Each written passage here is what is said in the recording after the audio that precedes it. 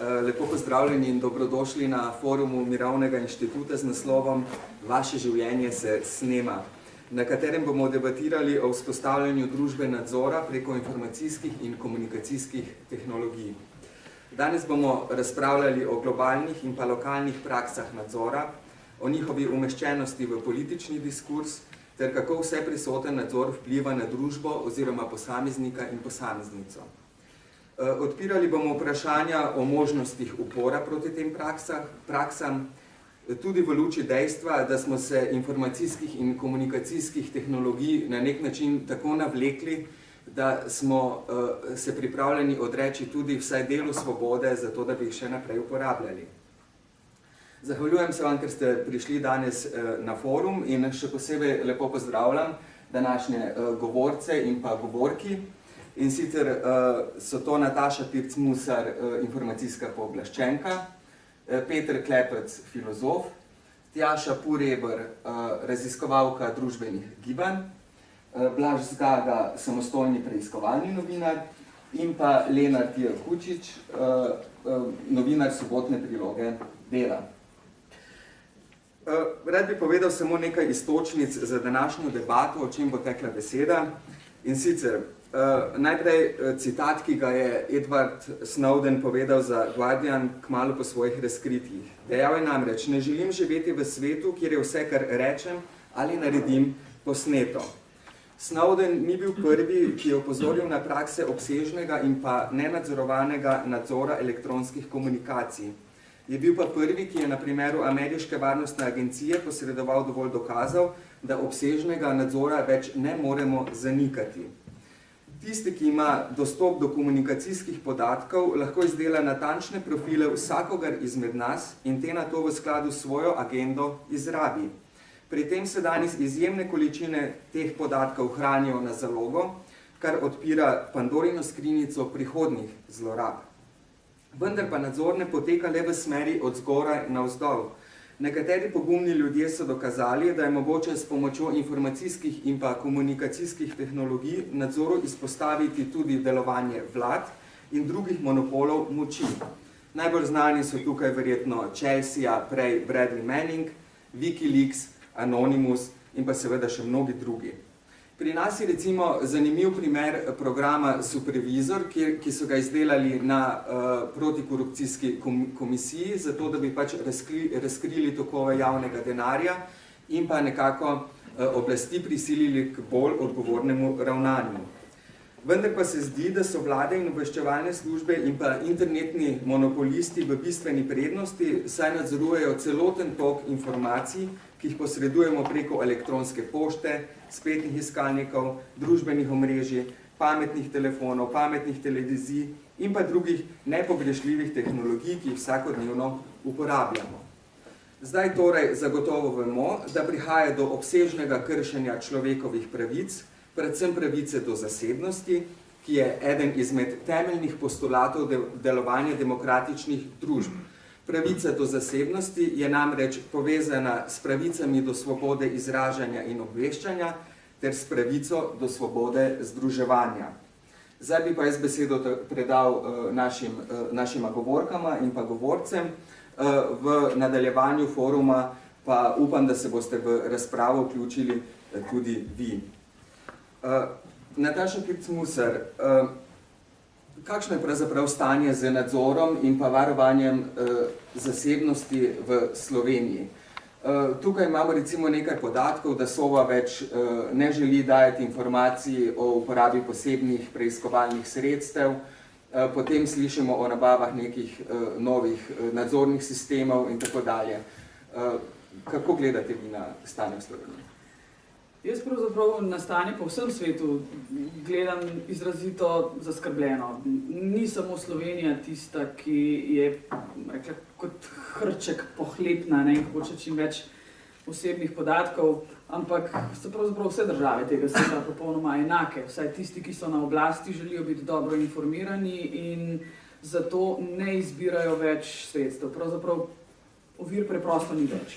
Tisto, kar me kot informacijsko pooblaščenko še posebej skrbi, je pa ta neznosna lahkost sprejemanja vsega tega, čeprav zdaj po aferi Snowden, ne, vendarle lahko govorimo o določenem revoltu javnosti, ampak še vedno nekako, kar gledamo, kaj se bo zgodilo v Ameriki pa veste, kaj poudarjajo. Ne? Če berete članke v zvezi z ukrepi in metodami, ki jih izvaja NSA, v glavnem govorijo vsi, kako grozno je, ker posegajo v zasebnost Američanov. To jih najbolj boli.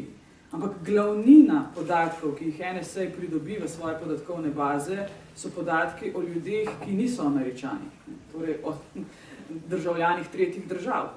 O tem se ne govori kaj dosti, vsaj v Ameriki ne. Jaz sem celo na Twitterju parkrat Brusa Schneierja, tisti, ki se ukvarjate z zasebnostjo in vas te stvari zanimajo, poznate ga, prebirate, sem mu enkrat pač sikljena nazaj, ki je napisal en blog, ja, kako zdaj pada 4. amandma ameriške ustave, Američani niso več tako varni, kot so bili včasih, posegajo se jim v pravico do zasebnosti. In sem mu sam vprašanje postavila, what about non-United States citizens? No reply, ni bilo odgovora. Morda še toliko, da se boste zavedali razsežnosti vsega tega delovanja, predvsem varnostno-obveščevalnih služb, kje jaz vidim največjo sivo liso regulacije na tem področju. Vse države tega sveta poskušajo zaščititi svoje državljane bolj kot državljane drugih držav. Tudi slovenska ustava je, rekla, tako stroga v tem delu, ampak še strožja kot mnoge druge v Evropi. Namreč slovenska ustava ne dela razlik med državljani in drugimi, ampak govori o pravici do zasebnosti kot o temeljni človekovi pravici.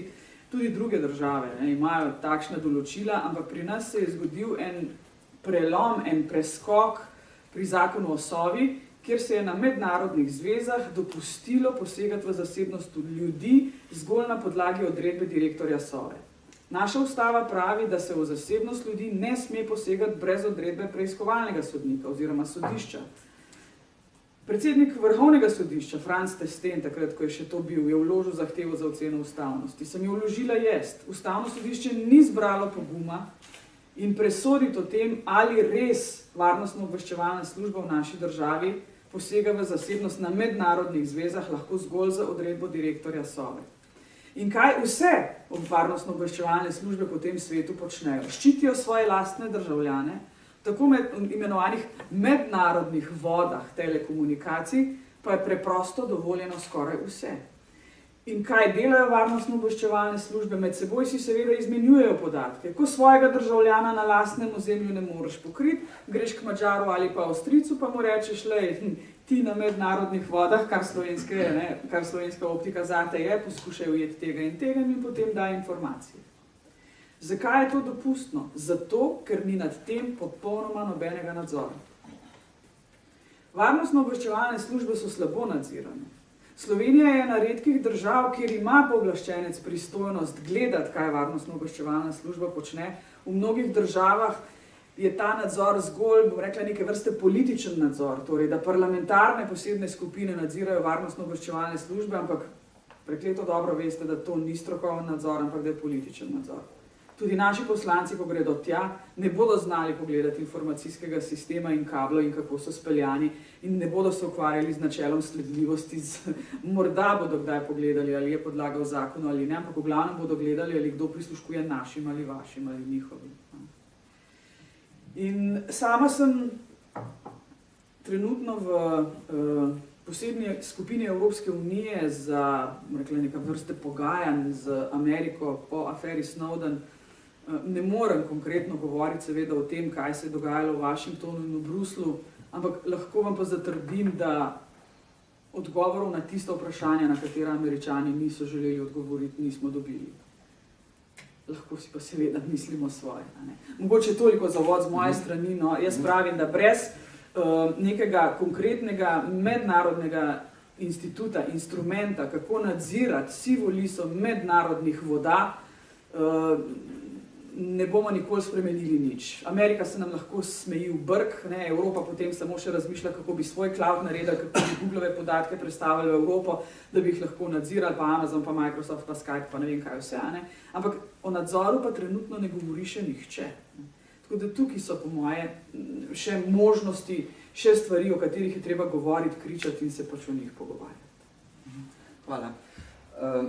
Bi nadaljeval z Lenartom Jakučičem in sicer, kot je informacijska pooblaščenka že povedala ali pa nakazala, tukaj ima Amerika neko premoč na tem področju oziroma praktično monopol nad internetom, lahko špionira za ljudmi po vsem svetu, lahko izvaja industrijsko špionažo, določa tudi politike, ki se pač, kako se internet vodi. Povejte nam, prosim, kako je prišlo pravzaprav do tega monopola? Ja, se tudi ne vem, če je čist res, ker dobro, internet na svojo zgodovino, kot vsaka druga tehnologija, je bil, ne bi šel preveč v zgodovino interneta, ampak to je tudi en tak stranski produkt hladne vojne, ki je mobiliziral ogromno znanstvenikov, raziskovalcev in vseh ostalih, ki so pač se ukvarjali z takim dosti praktičnim, tehničnim problemom, in to je na kakšen način postavil telekomunikacijsko omrežje, ki bi zdržali tudi atomsko vojno, kar je pomenilo, da iz prejšnje oblike komunikacije, ki je bila od točke do točke, si jo mogel toliko razpršiti, da je lahko informacija po mnogo različnih poteh prišla od tam, ki si jo poslal, od tam, ki si jo sprejel. Zdaj, normalno, da ta tehnologija je pač fizično večinoma nastala v ZDA, ne kompletno, ampak večji del. In zdaj, dokler je bila enkrat hladne vojne bolj konc, Amerika ni imela še strateškega interesa se s tem ukvarjati in je bila prepustila upravljanje interneta akademski sferi. Ampak po 90-ih letih se je pa zgodilo par stvari. In to je, da se je začel internet komercializirati. Ni bil namenjen več samo temu, da sta si dva akademika na dveh univerzah hitro poslala raziskovalne podatke, ampak naenkrat je tako se začel kupovati knjige, pa rezervirati letalske vozovnice, pa se ukvarjati z e-bančništvom in to je tako. Eno z drugim je prineslo skozi več takih točk nadzora. Recimo, vsi vemo, da če se gremo e-bančništvo, pa tole smo pripravljeni na določene varovalke. Recimo, pred 2 mesecema sem dobil samo od bančnice osebni klic. Vaša kartica je preklicana zaradi tega, ker je prišlo nekje v Italiji do poskusa zlorabe. Dobro, zdaj, seveda mi je to v redu, zaradi tega, da so to pač pravočasno zaznali, pa nisem utrpel nobene škode in nisem izgubil nobenega denarja, ampak si pa predstavljam, kakšna tehnologija je tukaj zadnja. Kar pomeni, oni morajo imeti v meni ogromno podatkov, da vejo, kje sem in kdaj sem in kaj moja kartica običajno počne, preden so oni ugotovili, da v Italiji počne nekaj nenavadnega in pa to verjetno nisem jaz. To so take sestavljanke, tukaj ne gre za nobeno veliko teorijo zarote, ampak tako, košček se je ta nadzor sestavljal. Zaradi tega, ker so ga pač tehnologije omogočili, ker se je procesorska moč toliko podcenila, da je bilo mogoče v realnem času premleti ogromno podatkov, ki jih še pred 20 leti ni bilo možno. In ogromno teh stvari, o katerih se danes pogovarjamo kot o realnem problemu, pred 20 leti ni bil niti hipotetičen problem, zaradi tega, ker nobena država ni imela na računske moči dostopa do ničesar, da bi se tako množično prisluškovanje sploh šlo. Ampak zdaj se je pa zgodilo, da to tako je, ampak tudi Amerika tukaj nima popolnega monopola, daleč od tega, recimo Britanci so tukaj zelo močni. Enostavno zaradi tega, ker če gledate, kje današnji optični kabli, ta glavni hrbtenični potekajo, vidite, da potekajo približno tam, kjer je pred 150 leti potekal telegraf. Tukaj so še ostanki kolonializma zelo močni. Recimo takrat, ko je pred parimi leti skoraj cela Azija ostala brez interneta, ki je ena ladja malo neprevidno nekje v Aleksandriji s sidrom neki šarla in pretrgala en kabel, se je to zelo jasno pokazalo. Recimo, zakaj je to pomemben kabel v Aleksandriji. Ne vem, da bomo študirati zgodovino britanskega imperija, bomo videli, kaj je v Aleksandriji. Kitajci, recimo, 2 let nazaj, ki se je zgodilo, da je za nekaj ur bil tretjina internetnega prometa skrivnostno speljan čez Kitajsko. Noben še zdaj ni dobil uradnega odgovora, je bilo to slučajno, je bilo to tehnikalija, je dejansko že mogoče preusmeriti pol interneta na strežnike, ampak pač to se dogaja. Enostavno je to rado del informacijske vojne in na podoben način, če imajo Američani 50,000 ljudi per NSA zaposlenih, jih imajo, ne vem, Madžari 1000, Romuni 1000, Angleži 12,000, pač vsi te programeri in matematiki in podobni kadri, ki jih zaposlujejo tajne službe, danes delajo isto in to je podatkovno rudarijo in poskušajo priti do čim več podatkov, kakor se jih da. Ljudje pa smo navajeni se prilagajati na okolje in razvijamo odporne mehanizme na nevarnosti, ki jih zaznamo in ki se jih zavedamo, ampak ta je trenutno še zelo nevidna in neopazna. In recimo v Sloveniji govorite o vprašanjih elektronskega nadzora, to ni tema. Enostavno ni še tema. Nima še konkretnih ljudi, ki bi se jim nekaj konkretno groznega zgodili. To, da nam kartice zvestobe po Mercator.pike na vsake toliko časa prinesejo nekaj malega bonusov, se nam zdi v redu. Kaj se tukaj v ozadju kuha, pa enostavno še ni nekaj, na kaj bi bili občutljivi. Blaž Zgaga, vi pravzaprav tudi podatkovno rudarite trenutno v bazah o davčnih oazah. Torej, lahko bi spregovorili tudi o neki drugi plati tega nadzora, ki je možna. Tudi v začetku sem omenjal recimo pač Manninga, Wikileaks in podobne. Skratka, bi lahko v tej luči morda razložili vaš pogled na nadzor? Ja, čeprav ne vem, koliko ima to veze z nadzorom, ne, ampak vsekakor ima pa veliko veze s tehnologijo. Ja, da je mogoče tudi nadzoru izpostaviti recimo kriminalne združbe ali pa državo. Včasih, če je neki uradnik odnesel eno aktovko zaupnih dokumentov, da sem ena aktovka. Ja. Brad Manning je dobil en DVD z 2 gigabajtoma podatkov, neznani vir je pa prinesel mednarodnemu konzorciju preiskovalnih novinarjev Enter the Disk z 260 gigabajtih podatkov. Tako da razkrivanje podatkov se povečujejo, ampak to seveda nima nobene veze z nadzorom nad državljani, ampak nadzorom nad delom oblasti v javnem interesu, pač preiskovalnim novinarstvom. Rad bi pa še malo dodal k prejšnjima sogovornikoma. Vse države, odkar obstaja človeška družba, obstaja politična moč in informacija kot sredstvo moči. Vsaka vojska se zaveda, da več, ko vloži v obvladovanje prostora informacijskega, manj bo rabila vložiti v hardware, pomeni dejansko v tanke, v letala, v vojaško orožje. In nenazadnje tudi v času Jugoslavije. Zato sem bil sam presenečen, ker sva s kolegom Matejem Šurcem preiskovala za trilogijo V imenu države, sva dobila uradne ocene premoženja nekdanje jugoslovanske ljudske armade. In najbolj dragocen in tehnološko sofisticiran del opreme niso bila sovjetska vojaška vojna letala MiG-29, ki so stala po $80 milijonov, ampak 8 sistemov za elektronsko izvidovanje ameriškega porekla Vodkin & Johnson, ki so ga vsa več kot $30 milijonov vsak. In jaz sem govoril z ljudmi, ki so poznali te zadeve in so rekli, oni so lahko že takrat poslušali vse in vsakogar. V bistvu, če se država odloči nekoga v narekovajih sleči, bo izvedela o njemu vse, veliko več kot ve samo o sebi. Ampak to na nek način, bi rekel, je normalno, samoumevno. Jaz, ko sem se začel z novinarstvom ukvarjati in ko sem začel vojsko pokrivati, ker sem imel eden prvih stikov z nekom iz vojaške varnostne službe, je rekel, aha, Blaž, a ti bi rad o nas pisal? Pa se zaveda, da zasebnosti ne boš imel. Mi bomo vedeli o tebi več kot veš ti o sebi. In to je tudi, tako je bilo, tako je in tako je v vseh državah, v vseh družbah in v bistvu to je njihov posel. Oni morajo preveriti, če sem jaz vohun.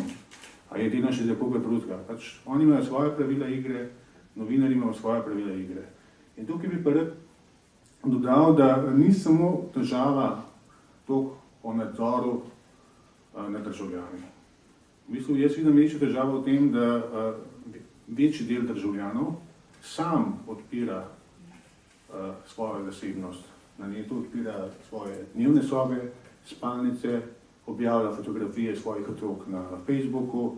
Mislim, jaz sem malo presenečen, kako na eni strani popolna neka pomanjkanje neke varnostne kulture ali zasebnostne kulture, popolno nezavedanje, da če recimo kupujejo s Piko ali pa drugimi karticami za nekaj evrov popusta, da vsi ti trgovski centri jih lahko popolnoma sprofilirajo, lahko na podlagi tega spoznajo, kakšne so njihove prehranjevalne navade, kakšne so druge, mislim, v bistvu prostočasne, lahko celo njihovo bolezensko stanje, če imajo kakšno dietično prehrano.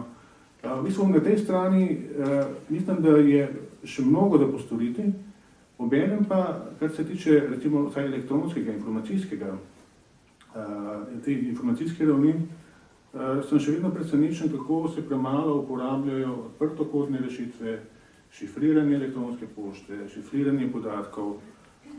Seveda, ne da se vsega skriti, če se spravi država na posameznika, bo vedno dobila vse. Ampak kakšni drugi akteri, kot so recimo zasebni detektivi, kakšni hekerji, če je nekaj zašifrirano, imajo lahko izredno velike težave.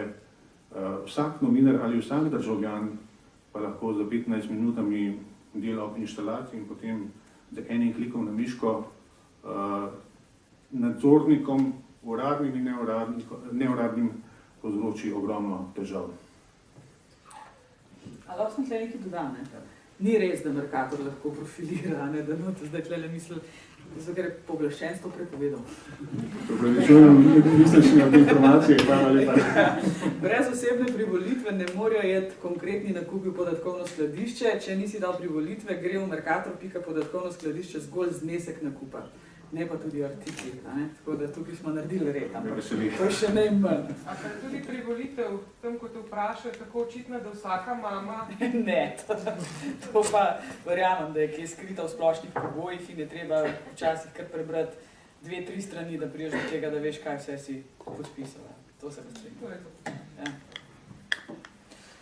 Tjaša Poreber, želel bi odpreti še en vidik te rabe informacijskih in komunikacijskih tehnologij in pa upora proti nadzoru. Zdi se mi zelo zanimivo, če govorimo o slovenskih vstajah, da je pravzaprav so se te začele v Mariboru z postavitvijo nadzornega sistema radarjev in pa njegovim, recimo, ludističnim uničenjem. Ne? Kakšno vlogo so imele zdaj te nove tehnologije znotraj gibanja? In pa kako so pravzaprav stajniki sami ravnali z tem, da so veliko komunicirali preko interneta, preko Facebooka in tako dalje in bili na nek način izpostavljeni, transparentni? Zdaj, kar se tiče samih radarjev, se mi zdi, da tukaj je bilo leta 1848 recimo povod za veliko revolucijo, pač to, da so študentom na Dunaju recimo prepovedali golo kopanje v toplicah, ne, pa pač nam je vsem jasno, da najbrž to ni bil dejansko pač razlog, ki je stal za tem uporom, ne. Tako pač so bili v našem primeru to pač radarji v primeru vstaj. Tako da jaz ne bi, mislim, kakorkoli že pač lahko diskutiramo o pač nekem političnem kontekstu, zakaj prav radar in zakaj ne, se mi zdi, da vseeno to pri teh vstajah pač je bil zanemarljiv del pravzaprav razlogov za upor, samo upor proti nadzoru, ki je prišel šele kasneje skozi vstaje, kot bom razložila mogoče v nadaljevanju, ampak se mi zdi, da so bili socialni, družbeni in politični problemi tisti temeljni razlog, ki je bil tudi gonilo teh vstaj, ne.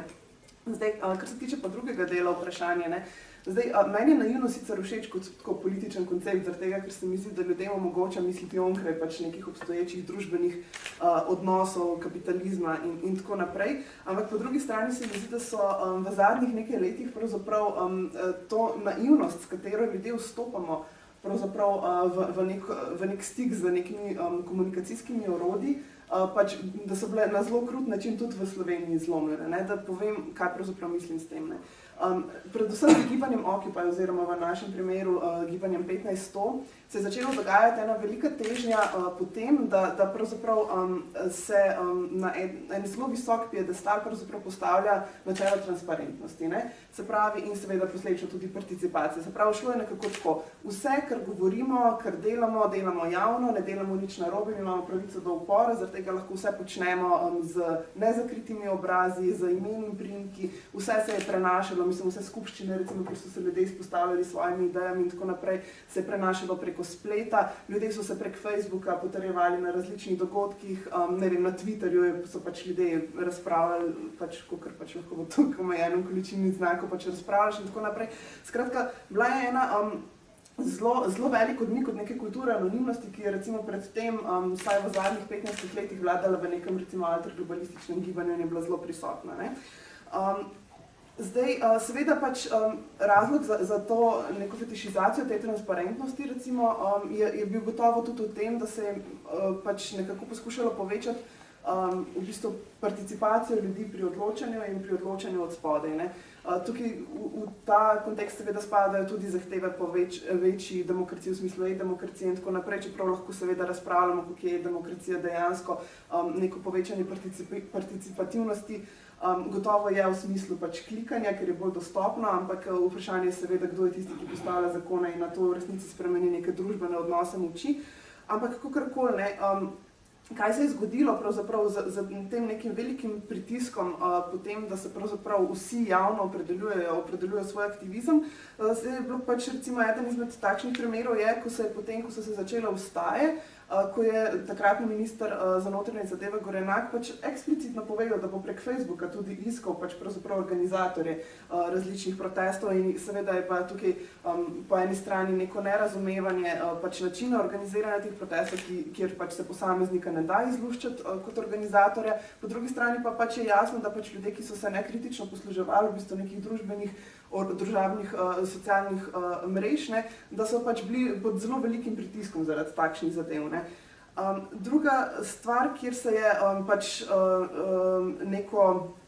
neka ta naivna zlomila, recimo so bili procesi proti vstajnikom v Mariboru, ne, kjer vemo, da je tudi sodnica v svoji obrazložitvi za recimo sodbe tistim, ki jih je obsodila, ne, pač jasno povedala, da pravzaprav ni nujno, da je bil človek recimo, da je izvajal nasilje, ne, bilo je že dovolj, da si v skupini, ki je to počela. Ne. Zdaj, ustvarjanje teh skupin, ne, dobro, v tistem primeru je šlo za neke fizične posnetke iz helikoptera, kjer seveda vemo, da se ni v resnici nič videlo, ne, ampak recimo ustvarjanje nekih mrež in povezav in vsega tega, ki lahko potencialno vodijo do tega, da se pravzaprav aktiviste izjemno omejuje v njihovem delovanju, tudi preventivno, pač so pa ravno v bistvu nekritično, kot je bilo že prej rečeno, nekritično pošiljanje lastnih podatkov o lastnem delovanju pač v svet in v družabno omrežje. Zdaj, eden izmed tipičnih primerov, to se je predvsem v tujini dogajalo, v nekem obdobju tega alterglobalizma oziroma summit hoppinga, ne, da tako rečem, se je redno dogajalo, da so pa vse vidnejše aktiviste recimo, in njihovo pač mrežo preventivno pred samimi dogajanji, pred samimi velikimi recimo anti-G8 summit in podobno, pač odpeljalo na policijske postaje, imelo redna zaslišanja o tem, kaj se dogaja, kaj se ne dogaja. Tudi policija še vedno tudi v Sloveniji redno pred večjimi protesti prihaja do nekih vidnejših, bolj izpostavljenih aktivistov. Skratka, hočem reči, apetiti oblasti po nadzoru so neskončni. Ne? In kakor se jaz lahko samo strinjam, da je izjemno pomembno delo recimo informacijskega pooblaščenca in vseh ostalih, ki po eni strani na legalni način opozarjajo na težave in v bistvu pač pasti pravzaprav, ne? In se tudi borijo v končni fazi, da se nekako prepreči. Je pa na drugi strani tudi od vsakega posameznika odvisno, v kolikšni meri bo pač nasedel na neko lažno ugodje pač tega, da si povezan v neka družabna omrežja, da pač recimo kupuješ za pika kartico ali pa, kar je bilo že večkrat omenjeno, in v kolikšni meri boš pač pazil na to, da pač kulturna anonimnost ni nič slabega in da ti dejansko ne rabiš početi nič slabega, da si pravzaprav preganja, ne, v neki točki kasneje. To mogoče za začetek. Hvala. Peter Klepec, kako vi vidite ta nadzor? Zdi se namreč, da živimo v času, za katerega je verjetno značilen najbolj totalen režim nadzora v zgodovini. Ne vem, če je imel kdo na voljo toliko informacij. Zdaj, nadzor tudi povezujemo z totalitarnimi režimi, seveda. Ne? Kaj bi rekli na to? To je dosti kompleksno vprašanje, kako v bistvu oblast funkcionira s takšnim popolnim uvidom. No, jaz bi začel na koncu, preden bi nadaljeval. No, po moje je seveda velika fantazma oblasti, da lahko nadzoruje vse do zadnjega kotička. Ne? Ampak mislim, da se nikoli to ne more izviti. Eden izmed zanimivih usporednic s tem, kar ste uvodno povedal, je predstavil francoski filozof Michel Foucault v delu Nadzorovanje in kaznovanje, v katerem se je lotil vprašanje, kako je nastal zapor. In pri tem je naletel na eno idejo ali pa obsesijo enega škotskega filozofa Jeremija Benthama, ki je konstruiral celo svoje življenje idealni zapor, imenovan Panoptikon, ki je sestavljen pač tako, da je v središču pač tega kroga, ne, se nahaja nek stolp In vse celice zapornikov so obrnjene proti stolpu, tako da je potencialno v vsakem trenutku mogoče videti vsakega zapornika, kaj počne v svoji celici. Ne. Zdaj, zakaj se mi zdi to, ki je sicer dosti znan, ta panoptikon, zakaj se mi zdi dosti aktualen za temo, ki obravnavamo? Prvič zato, ker je že sam Bentham zelo njihov, ali bi v središče tega stolpa koga sploh postavil ali ne. Na koncu je pustil vse skupaj in se je zadovoljil s tem, da enostavno vse skupaj najboljše funkcionira tako, da sploh ne vemo, je kdo noter, kdo gleda, kdo ne gleda. Ne. Se pravi, da se sami zaporniki, se ne pravim, da smo mi zdaj zaporniki, čeprav je tukaj nekaj paradoks, ne, se začnejo obnašati tako, da so lahko v vsakem trenutku, kadarkoli, kot je bilo rečeno vodoma, ne, so pod udarom tega pogleda. Ne.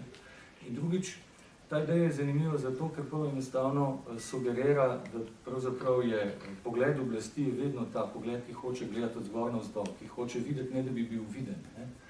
Skratka, tu se mi zdi ta paralela precej zanimiva in produktivna.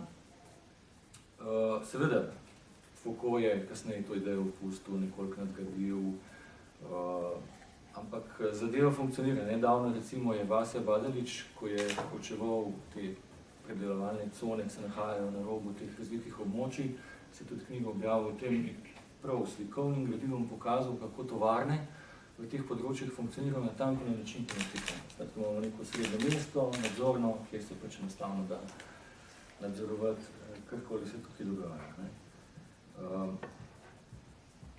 Jaz mislim, da pač sanje vsake oblasti so pač videti in nadzorovati vse.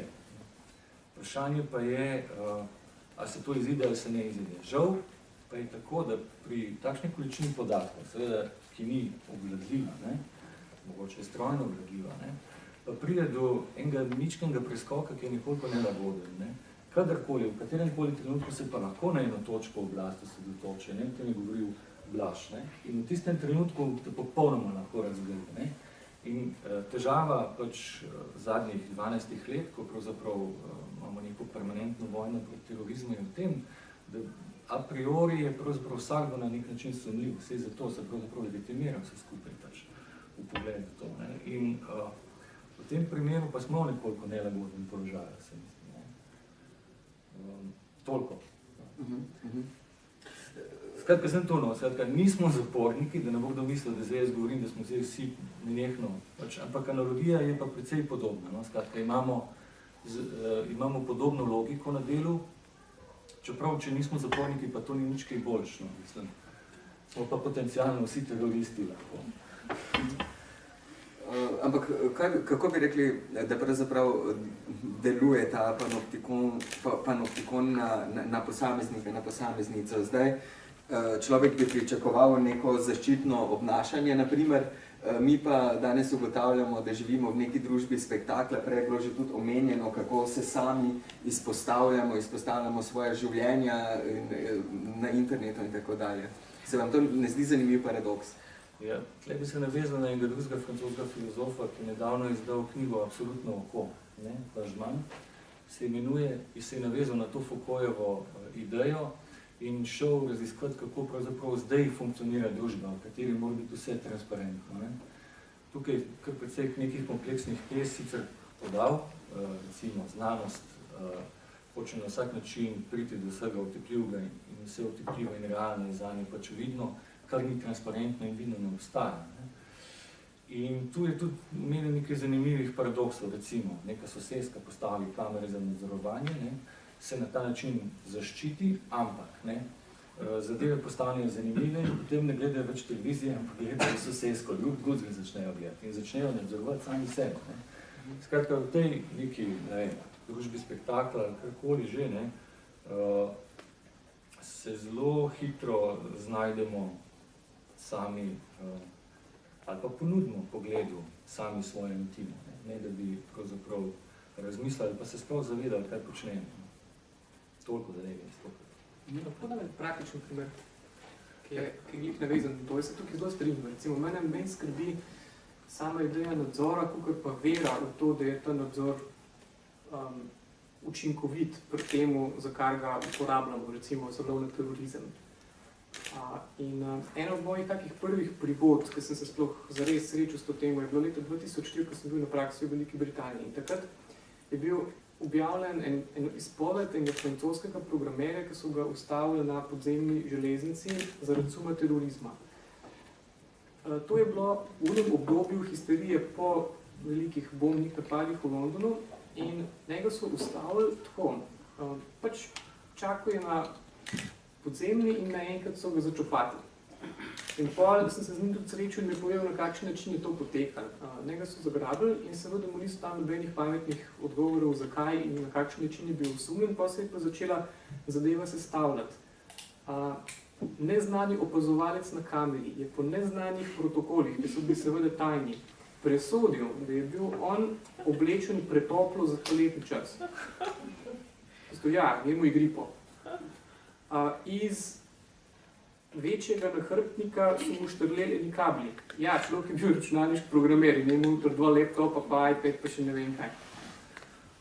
Obnašal se je sumljivo. To ni izvedel, kaj točno pomeni. Ni šel na prvi vlak.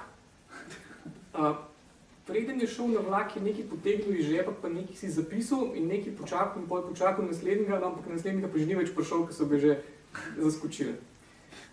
Zdaj, to, kar so takrat še delali ljudje, danes delajo algoritmi, zaradi tega, ker nemogoče je tako podatkovno reko prepustiti ljudem. To ni več, današnji nadzor ni tak, če ste gledali tisti film Življenje drugih, ki je pač vsak sumljivec jemu svojega Stasjevca, ki mu je gledal pa poslušal pa tole. Ne, pač danes ni.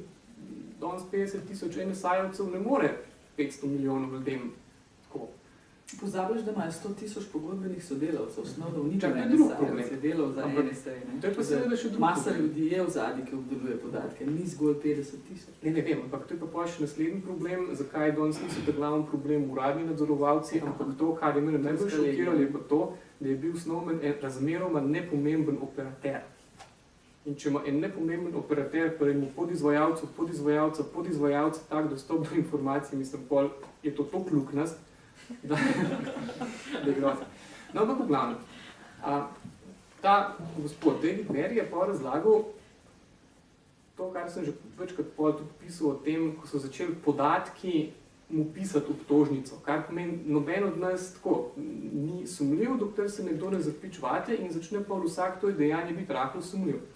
So mu vzeli kartico za javni prevoz v Londonu in so ugotovili, da on zmeraj gre na avtobuse na 3 postaje naprej, danes je prišel na metro. Zakaj? Ja, dobro, zamujal je. Po ta čas, ko so ga tam pridržali, so mu delali hišno preiskavo, so mu zaplenili vse živo po tole in pol pridejo pač ljudje v črnem in mu rečejo to in prinesejo prav v nekih filmih, forenzično mu prinesejo takole v vrečki kino vstopnico za film Assassination of Richard Nixon. In pol 2 ure zasliševanja. Hvala pa to, mislim, zakaj sem prišel to gledati. Mislim, človek je pa za cajt, ki je bil v zaporu, on je samo tuhto, kva mu pa najdel na računalnikih. A si je v zadnjih 10 letih slučajno dopisoval s kakšnim študentom, ali pa če je bil kakšen njegov sošolc iz Irana, pa se lahko izkaže, da je pol, ne vem, pri Sadamu kaj delal, ali pa ne vem kaj. Skratka, človek je bil pol čisto prestrašen, zaradi tega, ki je videl, da se mu samo kopič. Vsako stvar, ki jo reče, pa ki jo ne reče, pa vse, kar mu pogledajo, pa ne pogledajo, pa kar mu najdejo v žepih, še utrjujejo to sumljivost njegovega obnašanja. In to isto delajo algoritmi. To je recimo en tak velik problem. Drug velik problem je pa to, da ker so bili vsi te zakoni sprejeti zelo na hitro pa krizno, so mu seveda vzeli DNK in v kartoteko so mu napisali, da je bil pridržan zaradi suma terorističnega dejanja. Kar je pomenilo, da bogi programer ni več mogel računati ne za vizo v Ameriko, ne za karkoli. In je rabo več kot 5 let, da je to približno spucal. In je rekel, da tega je bilo veliko, ampak o tem ljudje niso govorili, tega, ker vsak je bil, zelo so pazili vsi tisti, da so jih zaslišali individualno, da Bog var, da so se kaj povezali in pol tudi tako, ker so se enkrat začeli nekaj povezati, pa sprašati o tem. Ampak enostavno to je skrit. Takih zgodb ne vemo. On je slučajno poznal nekoga na Guardianu, slučajno je bil tok artikuliran v angleščini, slučajno je bil Guardian tisk, ki je takrat mu tisti njegov izpoved objavil. Za stotine drugih ljudi pa tega nismo nikoli slišali pa zvedeli. In tukaj se recimo tisti realni problemi, ki začnejo. In kakšen vpliv naenkrat ima to, da vsi mislimo, da nam tam vsako stvar, ki jo rečemo, pa ne rečemo, pa kam postamo, pa kam ne, pa koga posledimo na Twitterju, pa kdo posledi nas, začnemo razmišljati, čakaj, ali lahko to spravil v zapor, takrat je nekako namen te pasivizacije najbolj dosežen. Pa če jaz lahko dodam, ne, kar je Lenart rekel, problem, ki ga imamo, je, da mogoče si vsi mislimo, pišu, kaj sej ne izbirajo, ne imajo v meni vse, jaz nimam kaj skrivati. Ne. Ta argument nimam česa skrivati je pravzaprav najbolj nevaren za to, da se odrekamo svoji svobodi, svoje pravice do zasebnosti. Jaz vedno pravim, zasebnost je moja, je lepa in jaz se bom odločila, kdaj bom komu kaj povedala. Vsi tisti, ki pa mislite, ne, nimam česa skrivati, se pa postavljate na predpostavko, da ko bom pa skrival grde stvari. Pa ni res, a ne? In predvsem takrat, kadar želi država posegati v mojo zasebnost, v moje osebne podatke, mora imeti preklet dober razlog, da to naredi. In zato jaz vedno diham za uradniki in jo sprašujem. Naslednja stvar, zakaj nas ne boli to, da NSA zbira vse, pa Sova tudi velika? Ne? Zato, ker ti podatki zaenkrat še nimajo posledice na naša dnevna življenja. Preprosto se ne zavedamo, kdaj se bo to enkrat obrnilo kontra nam. Pa vam lahko povem čist banalen primer iz šole, ne? Kako mularija nima občutka, kaj na družbenih omrežjih počne. Jaz predavam po šolah Facebook, poskušam otroke učiti, da paste za božjo voljo, kaj tja gor objavljate. Nikoli ne rečem, ne iti na Facebook, ker bi bilo to narobe, ker se veliko stvari jim pač tam dogaja. Ampak jaz vedno naredim eno anketo, ne, koliko prijateljev imaš, in potem imaš 100, pa dvignete roko, tistih imate 500, na koncu prideš do enega, ki ima 2000 frendov. In tega pokličem gor in rečem, lej, zdaj se pa ti predstavlja, da gremo do Cankarjev dom, a ne, tam bo, ne vem, 1500 parov oči, pa začni ti razlagati, kaj si pisal na vol od Facebooka, ne. Parfoxa je bila včeraj tečna, moja punca me ni hotela pogledati, ne vem, kaj se tam lahko gor berete, a ne. Se rekel, a boš tam tudi tako razlagal? In pa me tako s takimi učkami prestrašeno gleda, ja ne, seveda ne. In jaz pravim, kje je razlika? Ne predstavljaš si, da je tam 2000 parov oči v zadnji. In seveda me ne boš prepričal, da ti teh 2000 ljudi poznaš. Kot prvo, kaj je še pomembno tudi? Ne? Na Facebooku so default nastavitve, da vse, kar vi napišete na zid, lahko vidijo prijateljev. Kar pomeni, da to številko 2000 multipliciraj z, ne vem, 2000, pa boš prišel do strahovito drugačne številke. Ne? Problem posegov v zasebnost je, da tam krine šprica. Ne? Tudi, ko se nekomu nekaj zgodi, ko vam bo šel človek po ulici mimo, ko mu je bilo poseženo v zasebnosti, tega ne boste videli, ne boste občutili. Zadnje čase veliko govorimo o retenciji, ti si mačkan to omenil, ne, podatkov se zbira. Mogoče samo pojasnilo, da boste videli, kje je osnovna razlika med Ameriko pa Evropsko unijo.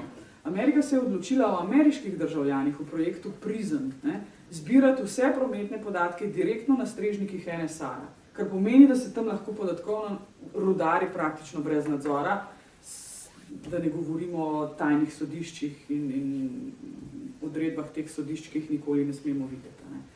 V Evropi smo zadevo postavili vendar malce drugače, pa jaz kot informacijska pooblaščenka sem tudi proti temu drugače postavljenemu sistemu, da ne bo pomote. Retencija se pri nas dogaja pri operaterjih telekomunikacij in tja se lahko poseže zgolj in izključno takrat, kadar policija dobi odredbo sodišča, torej platforma drugačna, kot je v Ameriki. Ne. V retencijski bazi imate danes tako imenovane prometne podatke, ki, verjemite mi, povedo več, kot pove vsebina komunikacije. In v Ameriki so mene poskušali prepričati, kaj se pa grem, kaj ropotam, saj govorimo samo o metapodatkih. Metapodatki so, kdo je s kom govoril, koliko časa je govoril, po spletnih straneh je surfal, geolokacijo trenutku komunikacije. Ja, oprostite, to je vse, kar se okrog nas dogaja. To niso nepomembni podatki. In zdaj je trenutno retencijska direktiva na sodišče Evropskih skupnosti in vsi čakamo odločitev tega sodišča, po mojem mnenju izrazito protiustavna in proti Evropski konvenciji o človekovih pravicah, ker je preprosto nesorazmerna. To je to, kar si rekel ti. Vsi smo postali danes potencialni kriminalci in data retention je nekaj, kar dela točno to, kriminalizira celotno populacijo. Prej smo imeli data prevention, slovenskih izrazov ne poznam, se opravičujem, ker angleško uporabljam, ampak data prevention je pomenila, začni hraniti podatke o tistih, ki so osumljeni storitve kaznivega dejanja. In ta paradigma je danes popolnoma drugačna. Z lokacijskimi podatki se da odkriti marsikaj. In verjemite mi, če bi vam jaz zdaj rekla, da pejmo se sčipirati vsakemu Slovencu čipu za pestje, da bomo lahko sledili, kje se nahaja, bi vsi začeli ropotati in kričati, zato ker bi bilo to kot prvo poseg v vaše telo, a ne? In skozi bi vedeli, da ta čip imate tukaj. Ampak zdaj se pa iskreno vprašajte eno stvar. V čem je razlika med vašim mobilnim telefonom in čipom? Preprosto je ni. A ne? In da končam pač to svojo misel, velikokrat uporabim prigodo o kuhani žabi. Ne? Kaj se zgodi, ko žabo vržeš v vročo vodo? Žaba bo skočila ven, ima ta refleks, jo bo spekel, bo šla stran. Ne? Če žabo daš v hladno vodo in jo kuhaš, jo boš pa skuhal do britkega konca. Ne? In to se dogaja z našo zasebnostjo. Nas kuhajo, nas navajajo na stvari, da jih danes mnoge preprosto ne opazimo več. Pa ni prav. Ne? Ivan Pavlov, moj ruski kolega, se sicer ukvarja s pravico do transparentnosti, bolj kot s pravico do zasebnosti, je enkrat rekel en stavek, ki ga nikoli v življenju ne bom pozabila. Rekel je takole: temeljne človekove pravice so kot mišice, če jih ne uporabljamo, atrofirajo. In to se nam včasih zgodi, ne? Tiho smo in ne kričimo, ko bi bilo treba kričati. Hvala.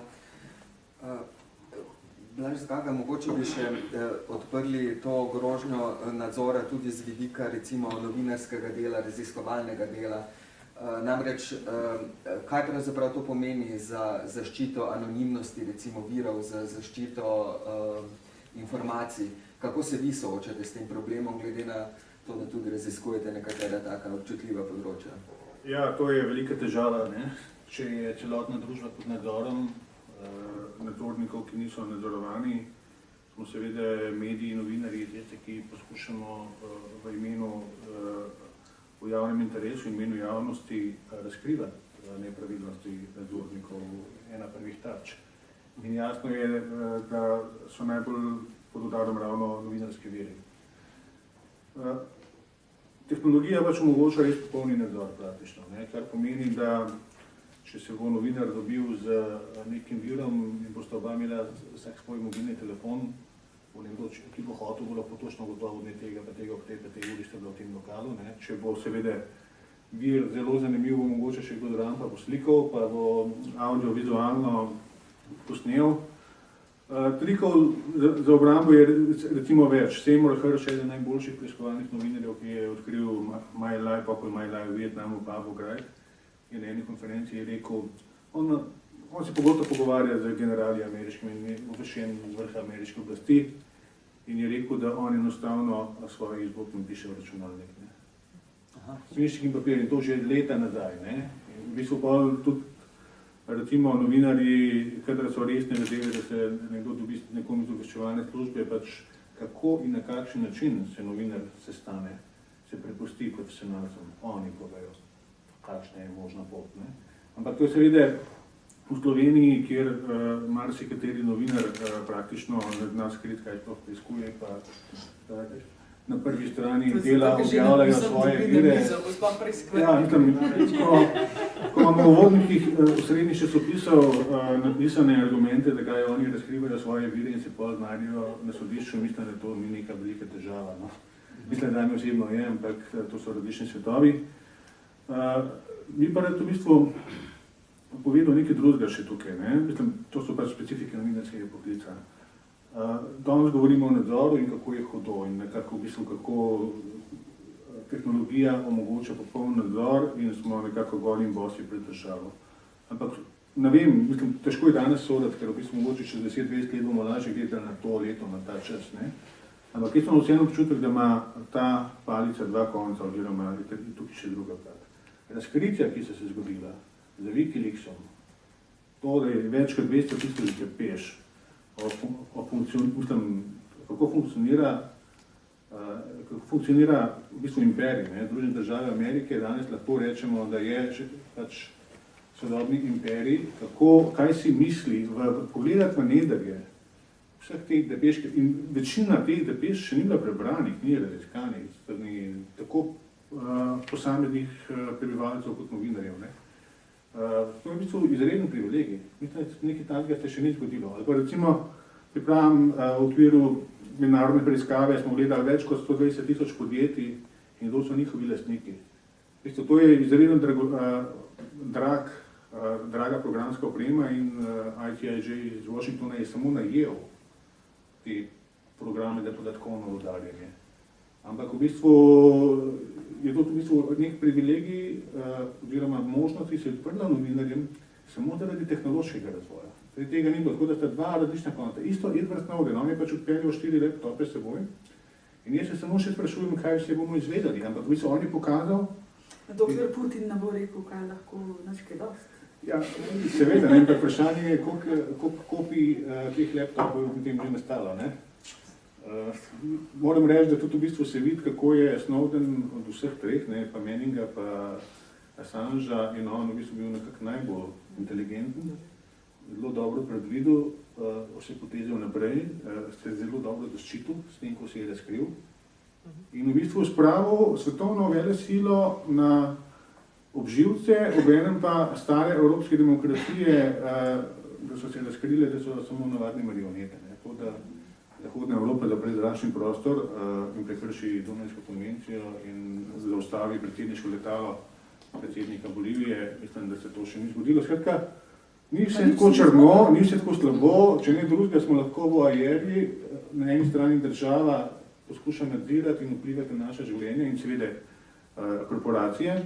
Po drugi strani pa je dovolj en whistleblower, žvižgač iz obveščevalne službe ali pač samo pogodbenika, nekaj preiskovalnih novinarjev in medij, ki seveda objavi samo na enem strežniku, mislim, na začetku Guardian ima globalni doseg.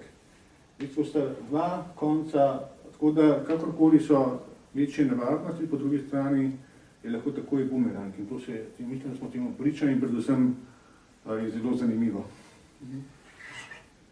Zdaj, če smo vsi v ajerji, Peter Klepec, a je možen upor znotraj takšnega okolja?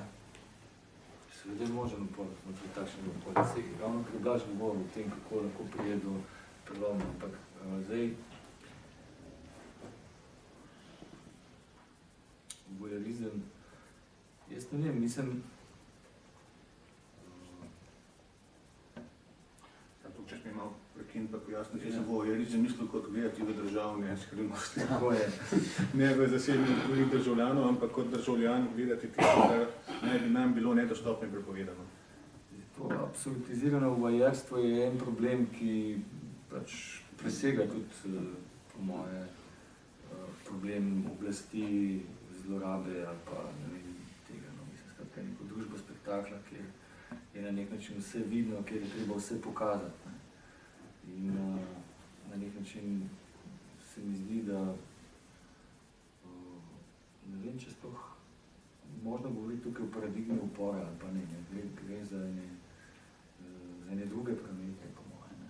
Skratka, jasno, da se da opreti taki družbi.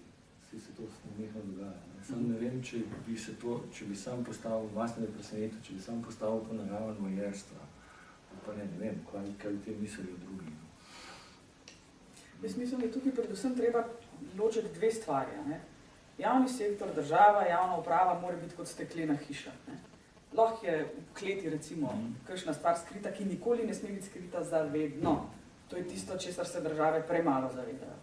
Vojarizem, ki ga država počne nad svojimi državljani, je pa tista stvar, ki je pa mi kot državljani ne smemo dopustiti.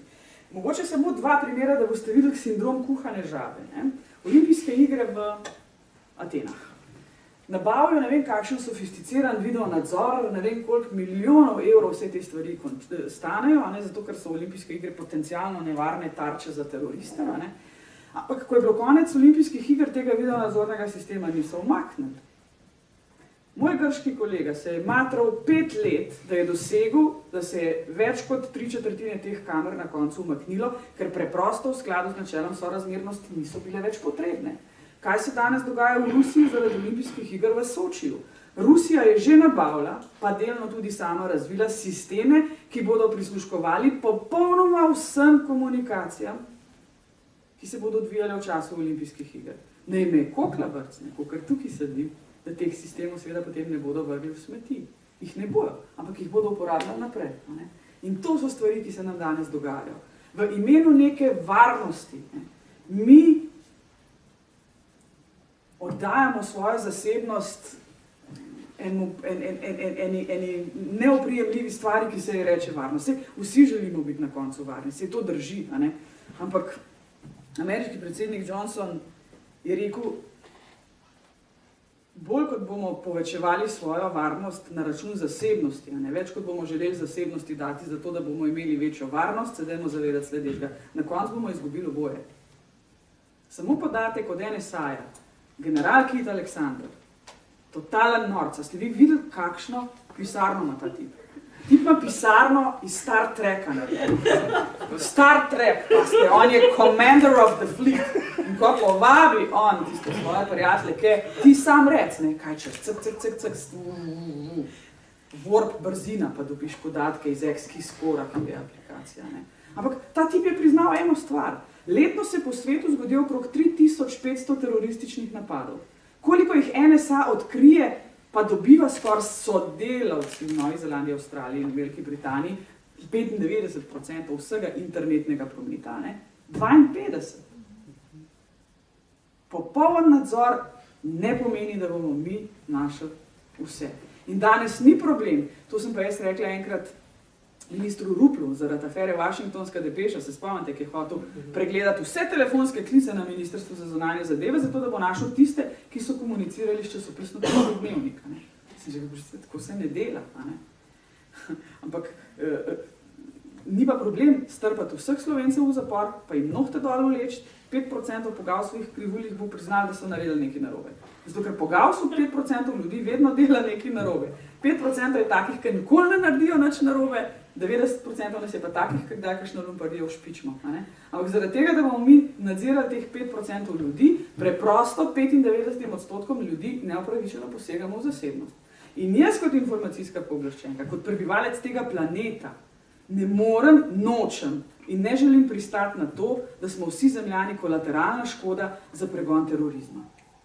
Morda vam lahko povem, samo eno stvar sem se pogovarjala, bila sem na Evropskem gospodarskem forumu, ki je poddivizija Svetovnega gospodarskega foruma iz Davosa, so me povabili predavati o varnostno-obveščevalnih službah in sem tam naredila cel šov, valjda, ne. Pač imam take poglede, kot jih imam in zraven mene sedi en Američan, ne, in reče, ja gospa, sej valjda je treba teroriste preganjati, ne, mi vse to delamo zato, da bo svet lepši, mi hočemo razumeti, kaj teroristi počnejo. In jaz tako pogledam, sem rekla, prostite, zakaj ste potem podatke porabili za to, da ste vrgli direktorja CIA, ker ste ugotovili, da ima ljubico. In pol je rekel, you got me. Je super, a ne? Na koncu imamo mi tako maso podatkov. Je pohlep tistih, ki imajo dostop do teh podatkov, neizmerno velik. In verjemite mi, vedno, ko več podatkov, ko bomo mi imeli, več bo možnosti zlorab. To je preprosta filozofija, kateri jaz sledim. Prav, ne smete imeti veliko podatkov. Ja. Mogoče sam še dodam, še eno misel. Tisto, kar je Tjaša pregovorila, se mi zdi, da v trenutku, ko pride do upora, to, ali te oblast snema od zgoraj, spodaj, kjerkoli, sploh ni več pomembno. Ne? In to, kar je ravno kar bilo zdaj rečeno, skratka 25%. Žil Deleuze, ki je napisal ta kratek tekst Družba nadzora, s katerim je probal nadgraditi pač Foucaulta, na nekem mestu pravi tako, da vse bolj se spreminjamo v svet, kjer je večina prebivalstva živi v skrajni bedi in revščini in kjer je preprosto preveč, da bi vso pozaprl. In v tem je pač tudi odgovor na pač to dilemo upor, vojerizem in tako naprej. Ko enostavno zadeve so občutene kot neznosne, so neznosne in ni več pomembno, ali nas slikajo, ali če nas je dosti, je čisto vseeno, če nas je pa malo, je pa druga stvar. Čeprav ima ta nadzor še eno nadgradnjo in to je to, da lahko pa vse pobijajo na koncu za droni, a ne?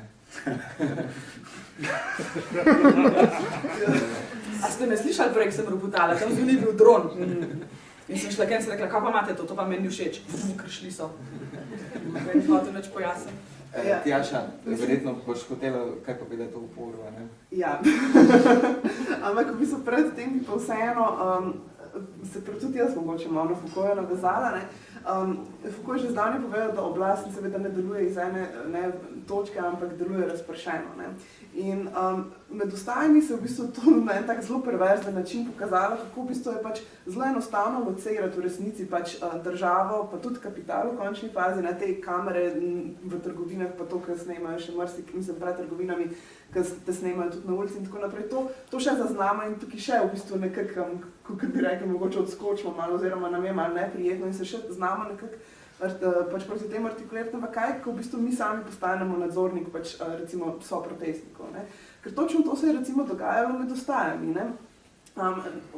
Seveda je obstajala in to seveda oblasti kot taki, seveda tudi najbolj godi, zaradi tega, ker ko imaš ti enkrat situacijo, kjer v bistvu ti sploh ne rabiš več represivnega aparata, zaradi tega, ker pač to vlogo represivnega aparata prevzamejo ljudje sami med sabo, to je pač idealna situacija, zaradi tega, ker recimo pač na začetku je bilo zelo velika težnja oblasti potem, da v bistvu normalizira proteste na način, da določi v bistvu sprejemljiv način izražanja besa in obupa in upora do tistega, ki pač ni sprejemljiv. Konkretno je to seveda pomenilo ločnico nasilje, nenasilje, pri čemer je bilo nasilje seveda mišljeno predvsem nasilje nad privatno lastnino. In kaj se je zgodilo? Pač ljudi so pozivali, da se policistom recimo delijo rože, in na začetku so se dejansko samoiniciativno delile te rože v znak miroljubnosti ali ne nasilja, kakorkoli, in hkrati ob tem, tisti, ki pač niso imeli rož, da bi jih dali policistom, se je pač jasno identificiralo te sumljivce, ker smo pač vsi hitro postanejo, ne samo, da so oblečeni v črno ali pa da imajo kakšno kapuco ali pa da pač delajo karkoli naj bi že konstituiralo pač koncept sumljivosti, pač so bili izločeni iz protestov in so bili predani policiji. Zanimivo dejstvo je, da je policija na neki točki, oziroma bom rekla drugače, če se je še prej videlo, da so bile te rože, ki so bile predane policistom različne, so na kakšni drugi, tretji vstaji vsi robokopi prihajali z rdečimi nageljni. In jaz bi si drznila ugibati, da je to postalo nek trend znotraj policije, da se pravzaprav pač opremi na tak način, zaradi tega, ker je pač seveda služilo tudi tej normalizaciji, kot sem že rekla. Tako da pač jaz bi resnično pač opozorila tudi na to, da je tukaj še en element v bistvu tega upora, ki je pač nujen in potreben, in to je pač upor proti temu, da pravzaprav ti razmišljaš in ne sprejmaš vsako normo, ki ti je ponujena strani, zdaj pa govorimo o oblasti kot državi, kaj je tisto, kar je prav in kaj je narobe, ker tako kot je Peter omenil, pač v neki točki pač je potrebno podvomiti tudi v sistem, ki pač producira v bistvu družbeni kontekst, ki ga živimo in seveda, ki producira revščino in vse tako naprej in se mu pač upreti. In tudi, če to pomeni, da se upreš proti določenim čisto pravno formalnim zakonom in tako naprej. Ker videli sicer smo, da sam nadzor ali pa možnosti nadzora nekako še niso zelo zrevoltirali ljudi ali pa da bi bili deležni res nekih organiziranih skupin, ki bi pravzaprav se recimo skušali pritisniti ali na informacijsko pooblaščenko, na vlado, na kogarkoli. Mislim, ta upor poteka na različne načine. Mogoče pač se strinjam, ni nekega vsesplošnega revolta proti temu, ampak to še ne pomeni, da v bistvu ni pa nekih manjših pokazateljev, ki pa vseeno kažejo na to, da pravzaprav poteka nek proces zavedanja, v kakšni družbi nadzora pravzaprav živimo. Če sem prej omenjala policiste in to nekritično predajanje protestnikov v policiji, recimo proti koncu teh vstaj, recimo je prišlo že do tega, da ko je prišlo do še ene aretacije in po neštetih pravzaprav naključnih preverjanjih tako imenovanih sumljivih ljudi v okolici protestov, strani policije, recimo je prišlo že do takega revolta, da je pač del protestnikov, ki je bil kar velik, mislim, da okrog 1000 ljudi, se recimo ob aretaciji 3 ljudi premaknil pred policijsko postajo in tam ustrajajo do izpustitve teh ljudi. Recimo to je že nek oblika proti tej klasični represiji. Zdaj, kar se tiče pa upor proti recimo nekim tehnološkim načinom nadziranja in tako naprej, pa ga jaz recimo znotraj družbenih gibanj vidim predvsem po eni strani vztrajanju pri kulturi anonimnosti, v končni fazi tudi pri vprašanju maskiranja, ki je recimo zelo, ker pač posebej recimo v Nemčiji obstaja prepoved maskiranja na protestih. Ampak ta maska ne pomeni nujno, da imaš nekaj za bregom, ne? Lahko je pač tudi povsem nek znak solidarnosti in v končni fazi tudi upor proti temu, da si vse skozi nadziran. Skratka, da želiš iti na ulico, ne da bi bil pač identificiran. In v končni fazi eden izmed takih načinov upora je tudi recimo zelo velika kampanja, ki je bila pred leti v Veliki Britaniji, ker v Veliki Britaniji imajo te klasične osebne izkaznice, recimo, ne? Recimo je bil zelo velik revolt znotraj družbenih gibanj proti temu, da se pravzaprav uvede to kot tisti moment identificiranja, ki te pač ki te na nek način določeno omejuje pri pač prostem gibanju in tako naprej. Mislim, da so vsi taki momenti, ki so manjši, mogoče ne tako očitni, so pač izjemno pomembni, ne? Pač, ker se mi zdi, da upor proti nekem družbi nadzora pač poteka na zelo različnih nivojih. Tako kot sem rekla, eden zelo pomemben je ta čisto institucionalni, ne, v smislu sprejemanja zakonov, nadziranja in tako naprej. Drugi je seveda novinarski, ker pač je pomenilo, da se razkriva, kaj se pač dogaja znotraj nekih državnih struktur. In tretji pa pač, ne, ali pa četrti, ne vem kateri, ker jih je gotovo še nekaj vmes, je pa tudi ta čisto vsakdanji ravni strani ljudi. Po eni strani, da pač seveda ne prihaja do samo cenzure pri delovanju in gibanju in razmišljanju, v smislu, da se pač zdaj pa povsem umiš in greš v neke teorije zarote, ne? Ampak kanček previdnosti je pomemben, po drugi strani pa seveda v nekem organiziranem uporu na neki grassroot ravni proti tem mehanizmom nadzora. Vredno, mogoče bi na tej točki vključili tudi našo publiko v samo razpravo. Jaz predvidevam, da so se pojavila kakšno vprašanje, da bi želeli podati tudi svoje mnenja, pa vidim, da imamo že kar prvega kandidata. Ja, hvala. Barjanski tule za une, ki ste ki na Twitterju, pa si 4 followerji, ki ste ki. Jaz sem si malo zapisal točke, ampak bi eno stvar izpostavil. Danes smo dobili v PGD Kozarje zanimivo pošto, kjer nas nek segment civilne družbe poziva k pridružitvi k vaškim stražam na novo. Moram reči, da se mi je to blazno bilo, gledamo sosede na mesto, gledamo televizije, totalno mi je klik naredil. Zabavna zgodba, bomo danes o njej debatirali, smo rekli v PGD-ju, tako da me prav fair cvatra, kaj bo ostalo članstvo menilo, ampak moje mnenje je zelo jasno. In druga stvar je ta dvom o tem predajanju policiji in to ne, jaz sem bil zraven na protestih, ko je en možakar dvakrat zapored vrgel ful močno petardo v center folka in takrat, če sem prav razumel, so ga v bistvu eni izmed novinarskih pomembnežev naših predali policiji. In tim tam, gdje sem blazno razdvojen, on je tam ogrožal folk de facto, pa po drugi strani pa, ne ga dati policiji, ne vem kaj narediti. Tako, nek tak. Tretja stvar je pa danes s kolegom za Kazen na poti na Malcu poslušala Radio Ognjišče in tam je ena gospa Metka, ja, potem se vsaka malca boljša,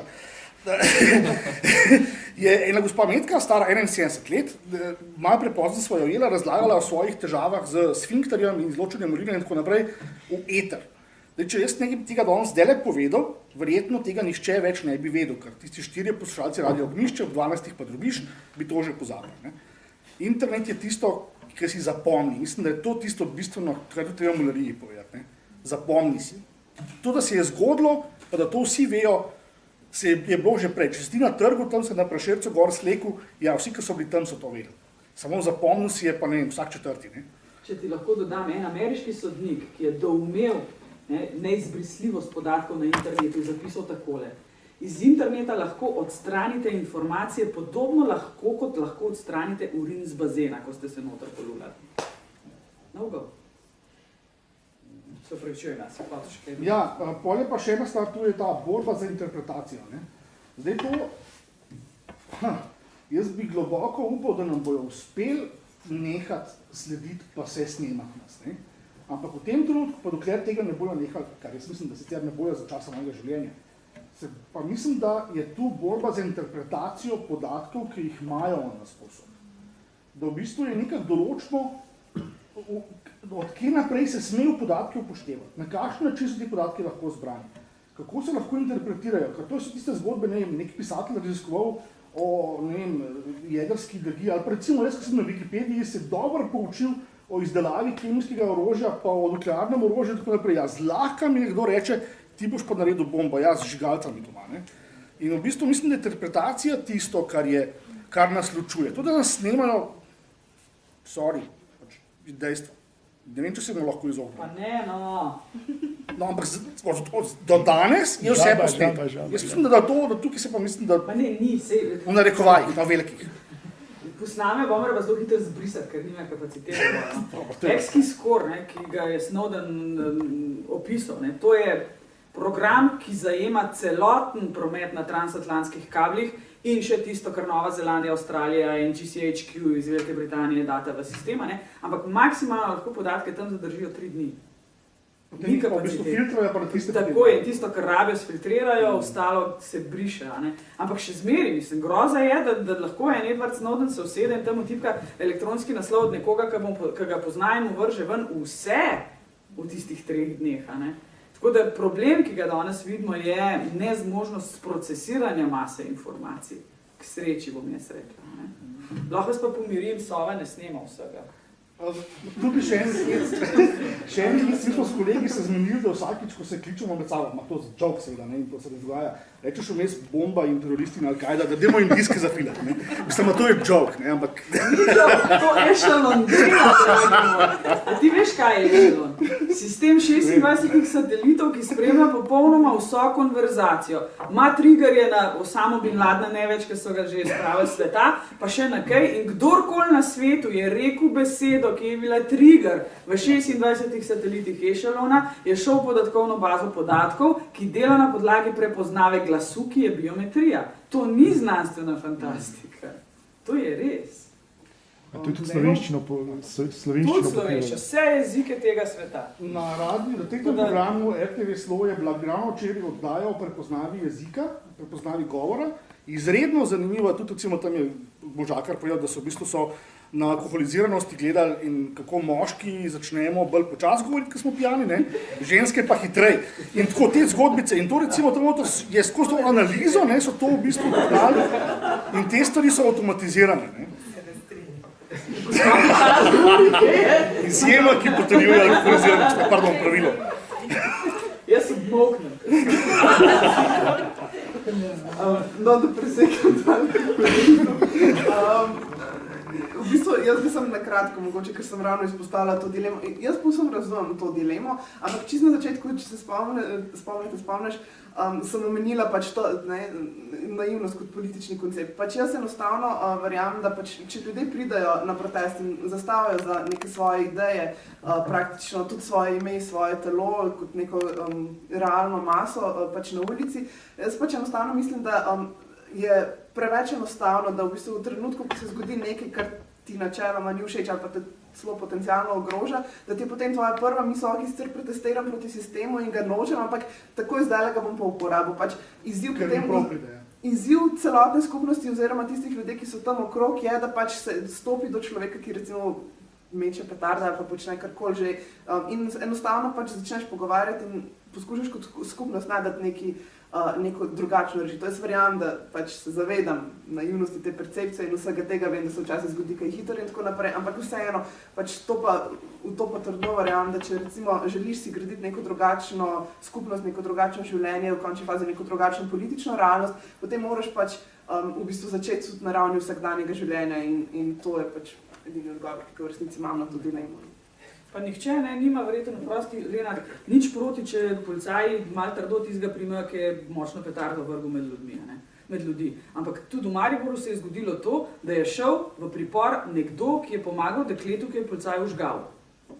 In ta tip je šel čisto slučajno mimo službe ob 5 popoldne in je tam videl, ki je policaj eno deklico udaril in rekel, kaj se pa ti tle greš, hop, pohopsajo še njega, v pripor, popisati, ne vem kaj vse, ne? In se je znašel na seznamu tistih 154 izgrednikov in ta seznam je romal od policije k ministru Gorenaku in od Gorenaka na vlado. Ker kaj? Ker so rekli zato, ker hočemo videti, če je med temi 154 kakšen javen uslužbenc, to je bil. Vmes je pa šel, ampak to je pač čista špekulacija, morda še na komisijo za nadzor oziroma ekstremističnih skupin, kar je še eden izmed tipičnih primerov v bistvu nekega političnega pregona in v bistvu želje potem, da se pač zaostri zakonodajo po vzoru nekaterih držav, ki imajo po mojem mnenju ta sistem, v bistvu kaj vse lahko potem spada pod neko ekstremizem in terorizem, pač toliko široko urejeno, da v bistvu pač lahko zajema kogarkoli, kadarkoli, ko je pač to politično primerno in se ga uporablja za to, da se pač sistematično v bistvu ne samo nadzira, ampak predvsem preventivno udari in razbija družbena gibanja, preden se lahko v resnici razvijajo. In to je pa potem na dolgi rok tisto, kar v resnici pač ohromi, omili nadzor nad državo in nad vsem ostalim in ohromi v bistvu tudi pač ljudi, da se pravzaprav lahko polnomočijo skozi neko delovanje od spodaj, skozi delovanje skozi družbena gibanja in v bistvu onemogoča upor. In to je tisto, česar bi se morali na dolgi rok na ravni zakonodaje pač izjemno bati in v bistvu temu nasprotovati.